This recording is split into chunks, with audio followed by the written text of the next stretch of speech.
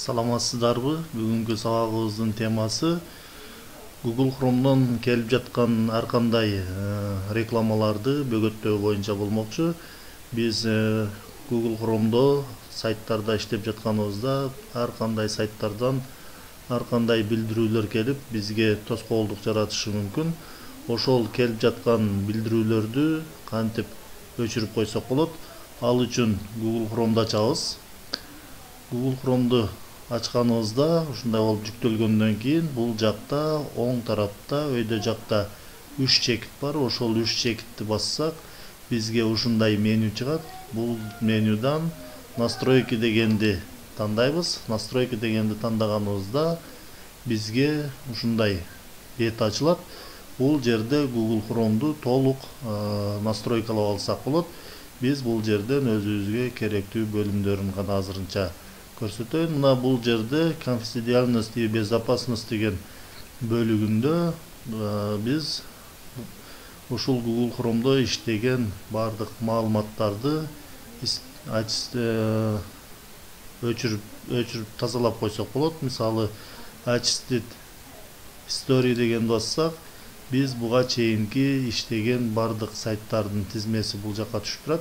Ушу жерден последний час дегенди тандап туруп, удалить данные десек, биз Google Chrome'до ушул саатка чейинки иштеген бардык маалыматтар тазаланат. Эгерде бул жерден ушул стрелканы басып туруп, последние 24 часа десек, 24 сааттын ичиндеги иштеген аракеттерибиз тазаланат. Бул жерде 7 күн, 4 неделя, все время дегенди тандап туруп тазалап койсок болот. История чат дегенде эле ушул жерден сайтта ушул Chrome'до иштеген историяны тазалап койсок болот. Андан кийин бул жерде настройки сайта деген бар. Ушул настройки сайта деген бөлүгүнө кирсек, бул жерде ушундай бөлүмдөр бар. Бул жерде өзүбүзгө керектүү бөлүмдөрдү настройкалап койсок болот. Эгерде компьютерибиздин веб камерасы иштебей аткан болсо, анда ушу настройки сайта деген бөлүмдөн камера дегенди карасак, камера дегенде ушул жерде ушул баскыч өчүк турушу мүмкүн. Эгер веб камера иштебей жаткан болсо, ушул баскычты жандырып коюшубуз керек. Мына бул жерде веб камера заблокировано болуп калды. Ушуну жандырып койсок, веб камерабыз иштейт. Андан кийин бул жерден назад стрелкасы менен артка кайтабыз. Эгерде микрофонубуз, ноутбугубуздун микрофону иштебей жаткан болсо, анда настройки сайта деген бөлүмдөн ушул микрофон деген бөлүмүнү карашыбыз керек. Микрофон дегенди бассак, ушундай бет ачылат. Бул жерде ушул баскыч өчүк турган болсо, микрофон иштебейт. Ушул жерде мына микрофон заблокировано деп турат. Ушул микрофон деген бөлүмүнө карап, эгерде ушул баскыч өчүк турган болсо, жандырып коюшубуз керек. Андан кийин артка кайтуу стрелкасы менен артка кайтабыз. Бизге ар кандай сайттардан келип аткан билдирүүлөрдү бөгөттөө үчүн бул жерде уведомление деген бар. Ушул уведомление деген бассак, бизден ушундай бет ачылат. Бул жерде бул баскычты өчүрүп койсок, эч кайсындай сайттан билдирүү келбей калат.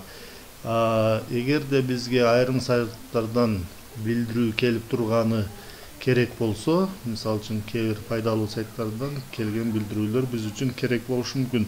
Анда бул жерди жандырып коебуз дагы, керексиз сайттарды блокировка кылып коебуз. Мисалы, ушул сайттардан билдирүүлөр келип аткан болсо, бул жерде мисалы ушул сайтты блокировка кылуу үчүн бул жерде тушунда 3 чекит бар. Ушул 3 чекитти бассак меню чыгат. Бул жерден блокировать дегенди басып коебуз.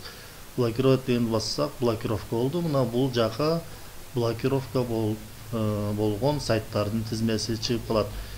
Эгерде биз адашып керектүү сайтты ушундай блокировка кылып койгон болсок, бул жерде оң жагын басып туруп, разрешить дегенди басып койсок, кайра бул сайттан билдирүү келе баштайт.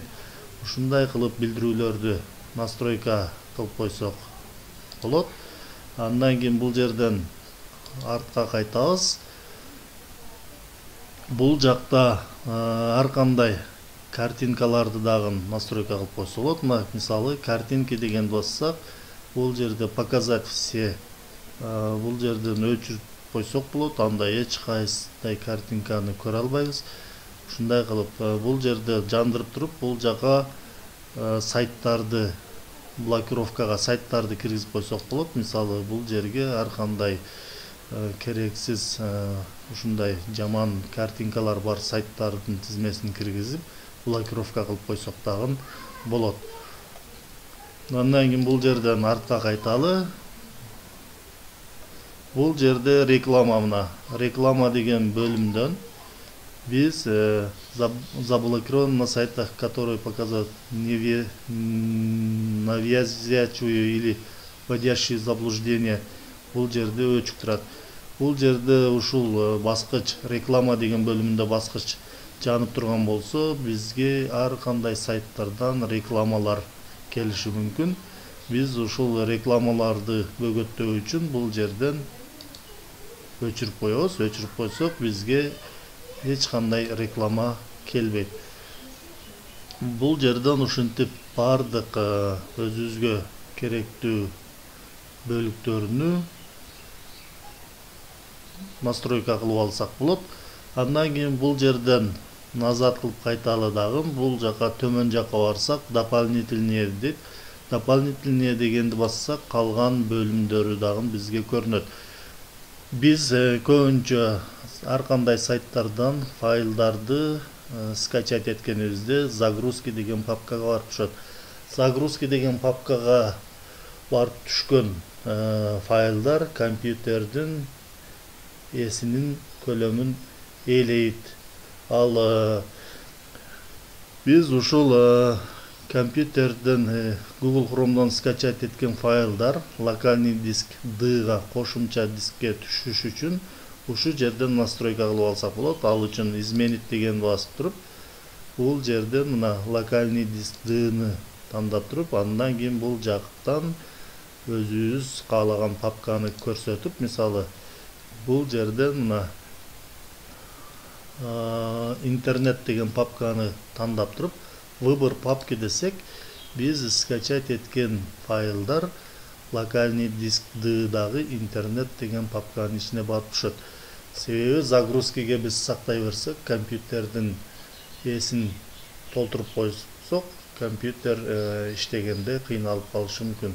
Ошондуктан биз дайыма керектүү файлдарды кошумча дискте, локальный дискте D-да сактаганыбыз оң. Ушундай кылып Google Chrome'ду настройка кылып алсак болот. Көңүл бурганыңыздар үчүн рахмат.